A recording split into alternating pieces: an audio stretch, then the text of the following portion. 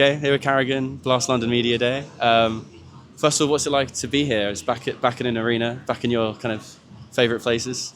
It feels good. Obviously, a little bit strange playing an online game and then go straight into arena, but it feels good. Obviously, we haven't had many arena games this year, and the ones we had, it was a really nice feeling to play. So, looking forward to play. I've played a few times in this arena, and it's pretty loud. And I also want to dive into kind of, it's the first time we spoke to you since EliGE left the team, of course. What's your kind of initial thoughts on that move and how it's played out? I think it's very hard to say in the beginning, but obviously the environment and the things and the feelings in the team is better, right? It's no secret that we were not on the same page. We tried everything to work out as a team. Everybody sacrificed a bit. John sacrificed, I sacrificed, everybody else did something to kind of make the work and make a philosophy and a vision work. And in the end, I think we tried a lot of different stuff, right? We also tried with Sasha coming in to see what dynamic that would create. But in the end, we always have to follow the same page or be a lot on the same page. And for now, it feels really good. It feels refreshed, and hopefully we continue building on something here. It's a very unexperienced player, right? So it's a different mindset we need to have as a team as well, and try to build from each game where we learn. And I think the quote from Rain was something about lots of different ideas from everyone in the server. Is that kind of, was that the thinking behind the move? Is it kind of you taking a bit more control back in terms of how the team plays? I think I always had control, right? But obviously, I love to listen to players, what they think, what they can do good, what they like to do in the server, trying to find a balance where everybody could get a map or have a feeling where they can control a little bit more. But in the end, like, for example, John has really good T-side stats, and he played really good and had great impact on the server, but we couldn't transform that into winning rounds. And some rounds were like unnatural for us, how they ended with how we started. And I think that was very hard for the team to adapt that kind of a style. And trust me, we tried everything. One of the reasons we also brought in John was try to refresh the way we wanted to play. But in the end, everyone has to be happy in a team, and it didn't work out. Results were decent to some degree, but we always crashed for some reason in the server. So ideas, I think so a little bit, but I don't think it was like full chaos. I think we had some kind of vision we tried to keep working on. But in the end, I think it was very hard to keep track of that and move the right direction instead of like moving around in circles most of the time. And tell me a bit about the thinking behind bringing in Jacob, because you had a lot of options in this rifler market. You could have put Rain back in space taking, but Jacob's a pretty aggressive guy as well, like EliGE was. What's the kind of thinking behind getting another aggressive player and keeping Rain a little bit less aggressive? Yeah, I mean, I talked with Hove what he feels in the new roles, and I think he kind of like took a few months to learn them, and he really enjoys some of these roles. Some maps are a little harder, some are a little different, but with bringing in Jacob, we can now give him few roles. We haven't played all maps, so I'm not going to sit here and say what roles he's playing, but he is fresh to play everything, right? So he has strengths, and we try to play a bit on some of those maps, but we also have many strengths in the team. Frozen can play some control, but Hove can as well, and maybe I can as well. So we're trying to mix it up a bit with the star role, so to say. But we are going to use Jacob as an aggressive player and an entry or second guy into some of the things, especially on Nuke. I saw how good he's entering out hot, and that's something Trish was really good at in the old team. That certain areas he was really good at something specific. So it's up to me to kind of figure out what Jacob is very comfortable with and where we can put him in some of these comfortable role without destroying the dynamic of the team. And what's his personality been like? Obviously, you got a bit of an inside view from your wife and everything, but how important is it when you're scouting a player, especially one as young as he is, to kind of know a little bit about him first? Yeah, I mean, my wife haven't told me much, right? There were certain things that they're not talking about. Obviously, I have watched Apogee on the TV a lot. I was also in the practice room in Bucharest and talking with them. Because we practiced them so much, and the first thing I saw in the practice against him was he was shooting really hard. He could jump through a smoke and kill 2 of our players, even though they're aiming at him. And for me, that was just like very crisp aim. So that's the first thing, he was shooting very hard. I think already knowing and seeing how he was on LAN, he's more a quiet person. And I think that was also how broky was when he came into the team and kind of developed in his own way, right? So I think it's gonna, however he is, person-wise, is always in some way easy to fit in our team. We will adapt and we will do things, and also makes up, if he's more quiet, that more people have to take more control and step into a more leading role in the team. Something I talked with Rain and Frozen about. They have to be very strong in what they think and how they feel about the game.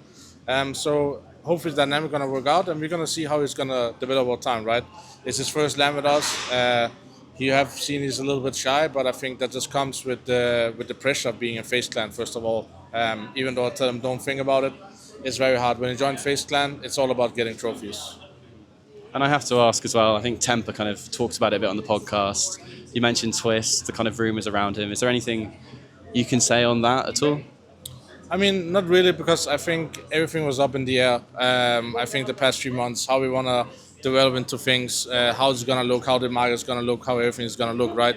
So I think I think some of the things Temper said, I'm not controlling the team. Let's just get it out there. I am being asked about my input. They're asking how I see things, how the future is going to be in the team.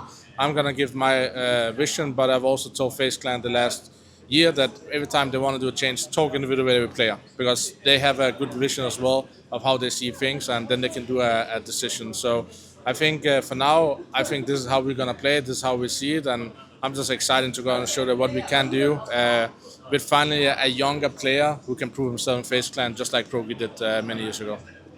And what is it like, kind of, obviously compared to these kind of super organizations with the million staff at every event and everything? Like, I know you're saying you're not in control of all the decisions, but is it different to kind of those other orgs? What's that kind of like for you as the captain of the team?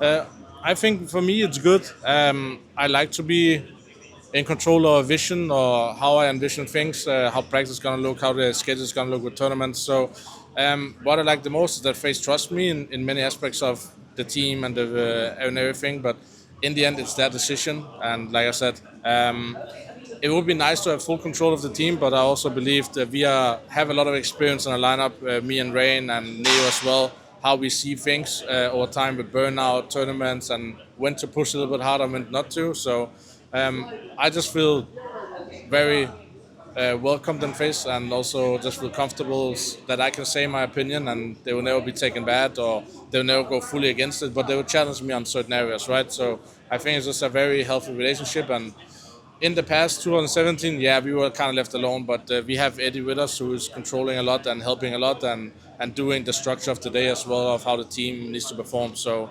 the rumors of they don't care about CS is honestly completely wrong. Maybe it was 10 years ago, but for now they are trying to help perform on the highest level. And just how tough has 2025 been for you personally? I mean, we've seen some of the frustration in the vlogs and everything, but like kind of on a personal level, how tough has it been? Oh, it's been very tough. To be honest, I think there was many things during the season where I don't understand why it doesn't work. Also looked inside to myself, but there's also certain things when you have to lead a team that's not a team. I think people don't understand how hard it is, how frustrating it is to kind of like, you vision something, you go and you work together, and then we change it, and then we change something else, then we change positions, then we change some comm system. Like, there's so many changes during the season that it was very hard to keep track of like one thing we want to work on, right? So I had very bad period as well. I think March, April, when the vlog came out, I really got to see from a different perspective how I was as a leader, and that was like not what I've been for the past few years. So it has been a mental struggle also because of the pressure and everything. So I think the past 9 months have been a blur. Going from Shanghai, when I went through a personal loss, to changing a player, changing the system, having the guy living with me. I don't think people realize how much is going on in FaZe in that period of time. So I'm just seeing this coming new young blood that wants to learn and wants to adapt to us is gonna refresh me as a leader as well. And I have a big responsibility to help this guy, and he listens a lot to me, and that makes it very easy for me to work with the guy, and hopefully we can help him to succeed as well, right? So far he's done great things for the team, and that's my main point in the beginning. Rest will follow in his career. And I know you've talked a little bit about the broky move, but is that kind of on that level at least kind of bringing the vibes back to FaZe a little bit? We know how important he is from the comms videos and everything. Is that part of that process? I think broky went through a hard period as well, right? We lost Robs, and I think they were really good close friends, right? We come in, everything's changing. The leadership, the calling, it's very confusing. And when you then also hit an individual slump at the same time, nothing works, right? What can you do? And after he came back, he has had such a positive impact on the team. positive energy. And I think we all did something wrong in the last 9 months. I did something as well. And like I said, we tried to see what the dynamic would be, and it's just not working without Broky, because I think the last few years he has been what is FaZe Clan. The energy, when the game comes on, he goes for the plays, he goes for the freedom, and that's why it just was natural to have him back. And there's also a fresh start where he needs to be a veteran of the team. He needs to show also to Jacob how to be a professional, how to be and how to develop as a player, because he has been most recent through what Jacob's going to go through now as a rookie, and that's why it's great to have him on the team to kind of help him lead that way. And this kind of group stage, we kind of saw flashes of the old FaZe again. Does it really feel like you've turned a corner, or is it too soon to tell? I think we showed mentality we haven't shown for the last 9 months. I think there were so many rounds against mentality where I felt like, damn, this is FaZe Clan, losing 1-3, and then winning a force buy, losing another force buy. Then we had a 2-2 where we are killing one guy in the Molotov in heaven. I'm like, this is fun. This is exciting, and in some way I think the brand we have played of Counter-Strike reminds a little bit of high risk, very explosive, and you don't know what's going to happen all the time. So I think we have brought some of the DNA back. That's gonna lead to trophies? I have no idea, but just feeling that we are playing in a certain way that where everyone is on the same page, that's a start for any team, for any captain, for any coaching staff to see that, okay, we are following something and everybody's buying into it. So I think some of the old FaZe Clan is coming back, but what it is, it's very hard. It's been a long time since we've seen it. And it's your third Arena Players of the Year, but kind of the first with that kind of DNA kind of back in your system. Do you think it kind of electrified the team again, like we've seen happen so many times?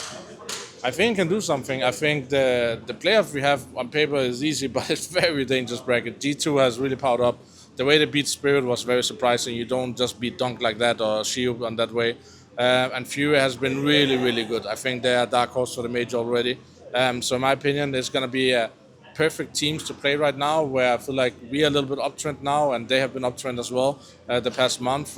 So just excited to go in there and play, and we're going to play our Counter-Strike, and we're going to learn from it, and we have to see how Jacob does on the stage. I'm trying to share some experience, talking with him as well, so we're setting up for the best possible success, but in the end, let's go and have some fun. That's what FaZe Clan has been about, the smiles, the energy, and mini comebacks and mini throws and everything, so let's just have some explosive Counter-Strike on the stage.